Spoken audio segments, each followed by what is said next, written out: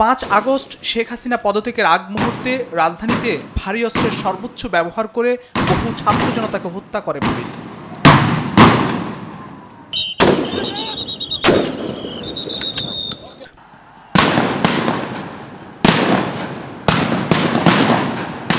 বেলা 12টায় চানখারপুলে নিরস্ত্র ছাত্র জনতার উপর চাইনিজ রাইফেলে মুহুর্মুহু গুলি ছুটছে পুলিশ। খোদ রাজধানীতে দিনে দুপুরে বৈষম্য বিরোধী ছাত্রদের ঢাকা টু লং মার্চ ঠেকাতে ভারী অস্ত্রশস্ত্রে বৃষ্টির মতো গুলি ছোড়া হয় নিরীহ ছাত্র জনতার উপর।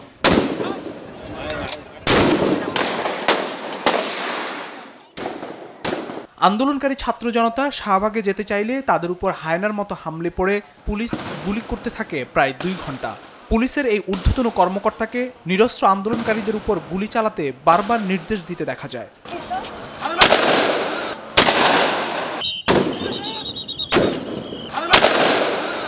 পুলিশের 4টি বিশেষ ইউনিটের কেউ একাধারে গুলি করছে, আবার কেউ আন্দোলনকারীদের পিছু হটাতে মারছে টিয়ার শেল ও সাউন্ড গ্রেনেড। বিপরীতে আন্দোলনকারীদের বেশ কয়েকজন গুলিবিদ্ধ হয়ে মাটিতে লুটিয়ে পড়লেও থামছে না পুলিশের গুলি।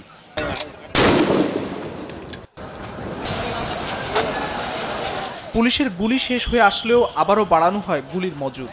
এ সময় পাশেই ঢাকা মেডিকেলে বাড়তে থাকে গুলিবিদ্ধ লাশের সারি। মানুষের লাশ ফেলে ঘাতক পুলিশ সদস্যরা নানা বাজে মন্তব্য করতে থাকেন। একই সময় রাজধানীর যাত্রাবাড়ির পরিস্থিতি আরও ভয়াবহ। ছাত্রদের মার্চ টু ঢাকামুখী লাখো জনতাকে ঠেকাতে পুলিশ কয়েকশো সদস্য ও সাজোয়া যান নিয়ে হঠাৎ করে হামলে পড়ে গুলি বর্ষণ করতে থাকে।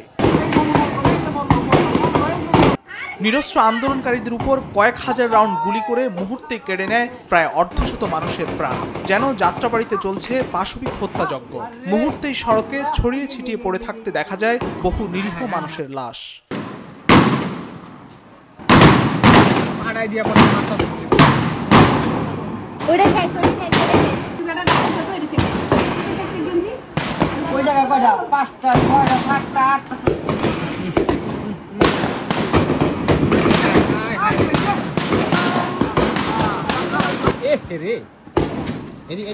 ভারী অস্ত্রে নির্বিচারে পুলিশকে গুলি ছুটতে দেখা যায় রাজধানীর রামপুরা আফতাবনগর এলাকায়ও। কারফিউ ভেঙে ঢাকা টু লং মার্চে ছাত্র জনতার অভ্যুত্থান রুখে দিতে পুলিশ গুলি করে রামপুরা, সাভার সহ দেশের বিভিন্ন প্রান্তেও।